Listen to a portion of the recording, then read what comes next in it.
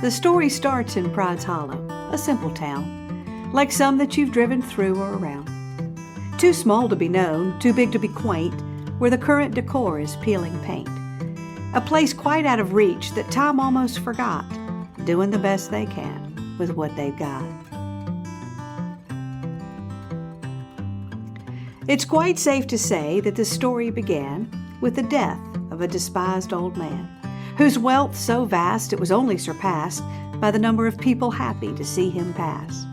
So you can imagine their shock when they found he left most of his riches to every person in town. On one condition it was clearly expressed, that each person fulfill his dying request. A strange demand, an awkward test, the words of a man delirious at best. But there it was, as plain as day, the game that he required you to play. The instructions were clear, yet incredibly vague. It simply said, what would you do if you were brave? If you could do that one thing more than you have ever done before, what would you create if the slate were wiped clean and your rules allowed you the right to dream? What would you do? What would it be? This is the chance for you to see. So the town set out to fulfill this awkward request, just to get the money, most would confess. And yet what happened changed them all, one at a time, in ways both big and small. And these are their stories, started by a man from his grave, of what people will do when given the chance to be brave.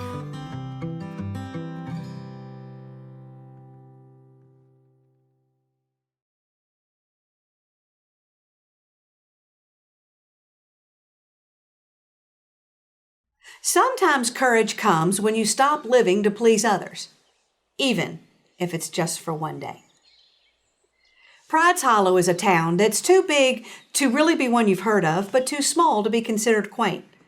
Big enough to still see strangers when you go into town, but small enough for your personal business to be more public than you would like.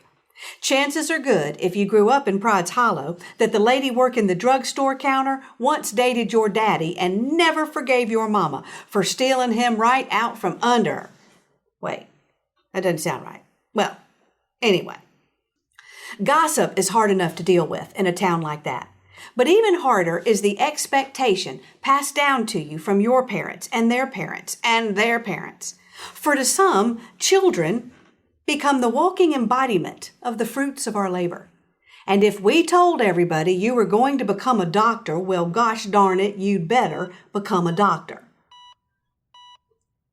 Here in Pride's Hollow, we are all judged by what was done in our name, just as we could forever reap the benefits of, well, his great-granddaddy was a judge, you know. A secret affair, a brush with the law, or the suspicious DNA of a child would cling to you long beyond the grave. And one negative always outweighed 10 positives. That's the math of small-town gossip. The Wentworths were a family that had gone to great lengths to cultivate a name of recognition and worth. And while they had desired more for their only son, Barnsley P. Wentworth III, than the life of an accountant, well, at least his clients were of high esteem. If you can't make big money, at least you could handle big money. It gave his mother something to brag about over at Merlene, Burlene, and Shirlene's House of Beauty, where gossip is truth, big hair is a blessing, and tabloids are the second gospel. They certainly did not expect Barnsley to give Old Man Wither's challenge any serious thought, and they certainly did not expect that he would accept the challenge. Everybody knows he doesn't need the money, and they certainly did not approve of his choice, and if they could have seen it coming, they would have done anything to stop it. But they didn't. Enter in Barnsley P. Wentworth III, a quiet guy with kind eyes that held a hint of sadness to the edges. He slipped in and out of a room without you really knowing he was there. He was dependable, hard-working, and much to his mother's chagrin, still single. He just hadn't met the right girl yet, despite her endless efforts to set him up. And he wasn't in any hurry. Barnsley never really cared about his family's worth as much as his parents thought he should. He was quite happy with simple pleasures and a place to fish on Sunday afternoons. But when Old Man Wither's challenge made it to Barnsley's ear, What would you do if you were brave? He knew exactly what. Barnsley had most everything you could want and need in life: a good job, a secure future, a nice place to live. But there was one thing he didn't have: passion. Now, I'm not talking about the romantic kind of passion. I'm talking about that something that really lights you up from the inside out. That thing that doesn't fall into what you should do, but what you could do, if you were brave. He had never forgotten that year back when he was a teenager, and he spent a summer as a counselor at a camp for sick kids.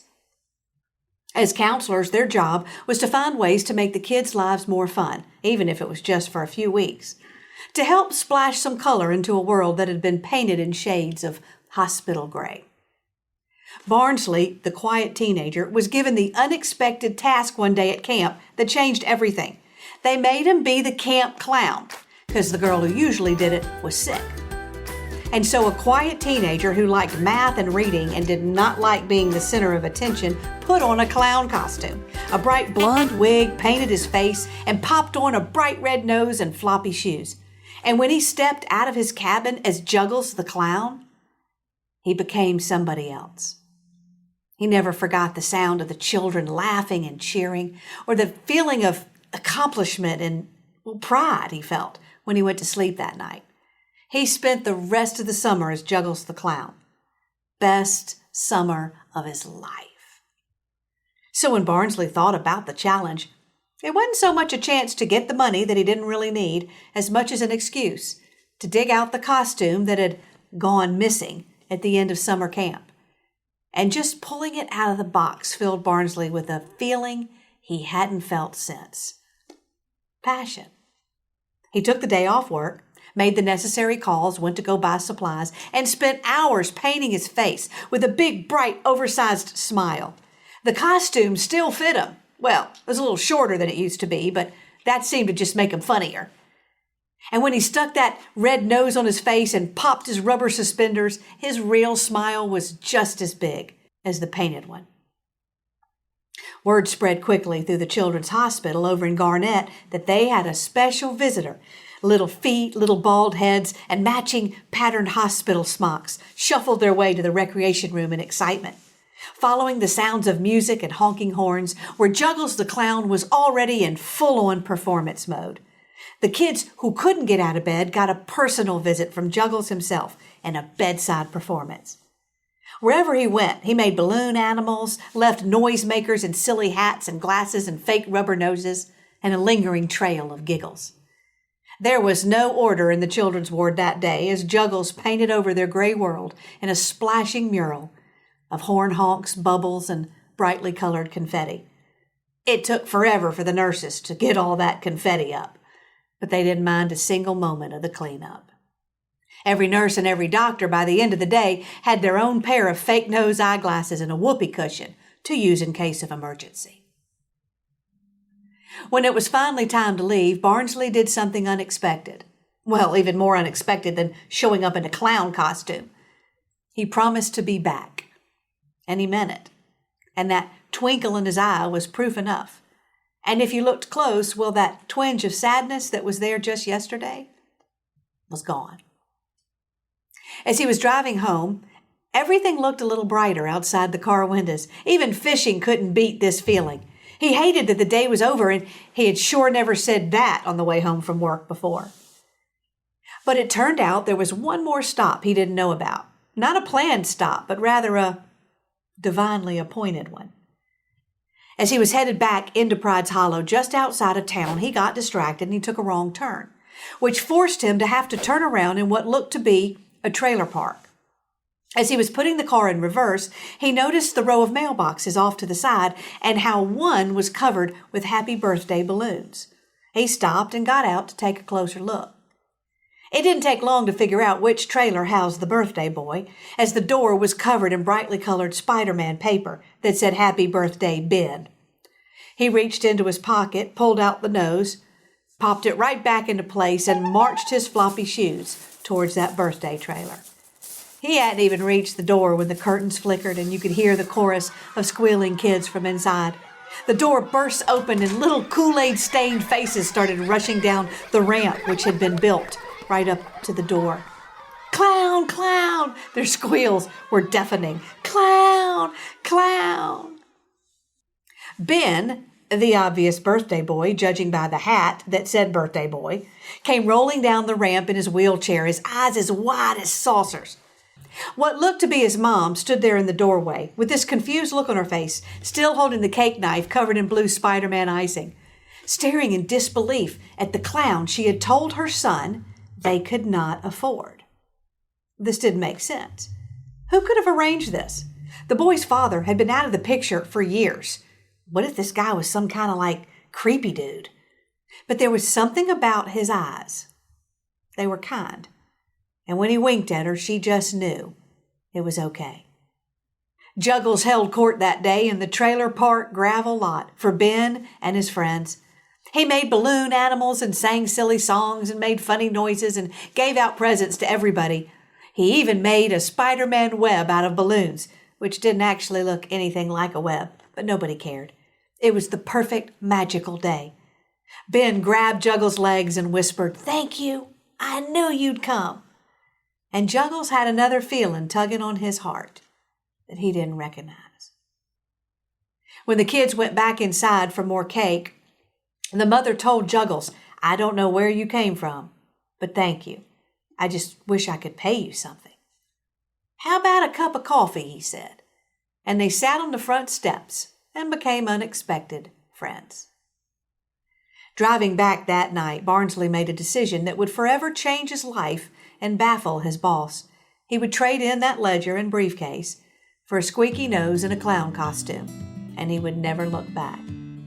When he told his parents of his decision, they were speechless. What would the town say, was their first thought. His father, Dr. Wentworth, told him he was a fool.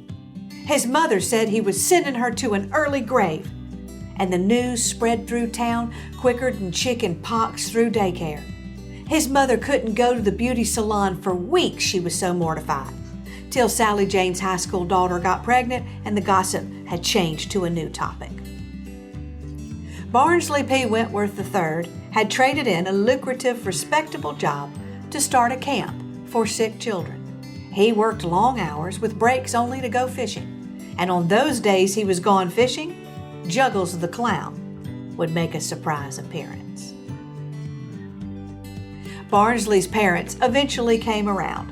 His father was dragging his feet on accepting this new life change, but his mother put an end to that because they had a wedding to plan. She got most of what she wanted at Barnsley's wedding: the doves, the chocolate fountain, the strolling violinists. But the one battle she lost was over the groom's tuxedo.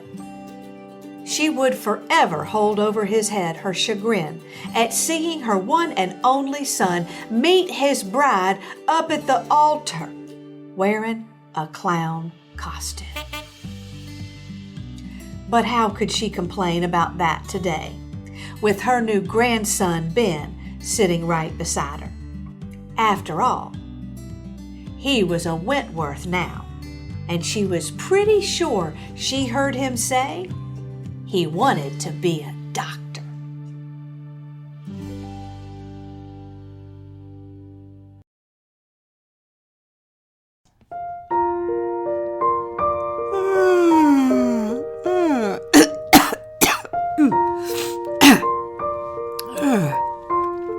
Oh, excuse me.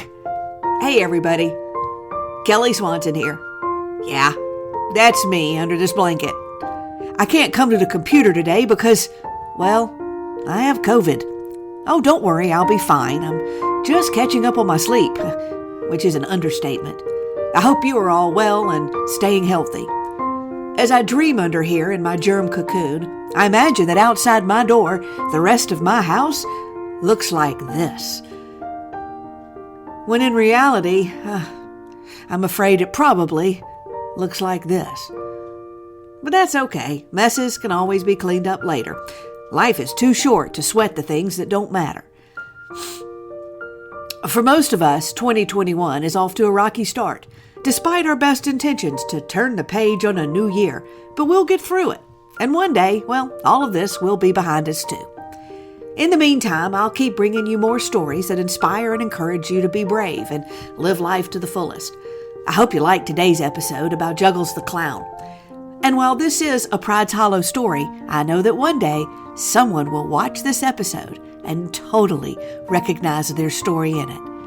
Because real life gives me all the ordinary heroes I need without having to really make them up. Your challenge today is to do something silly yourself that brings joy to someone else, and we'll just see what happens. Now, once I get all better, I'll be creating even more new episodes that Chuck and his team over at Primo Productions will bring to life. Don't they do amazing work? If you're listening to this on the podcast, I really do recommend that you watch the videos on the YouTube channel, prideshollow.com, because there's a lot you're missing. Pretty soon, you patrons will start receiving your Pride's Hollow newsletter, and those who have a key to the city will be invited to some fun online Pride's Hollow activities. You'll also get to start meeting some of our sponsors, too. It's not too late to be part of our cyber town. Just go to patreon.com/Kelly Swanson for more details. Don't forget that your key to the city will include a copy at the end of the season, print and audio, of all the stories we did that season. It makes a great gift.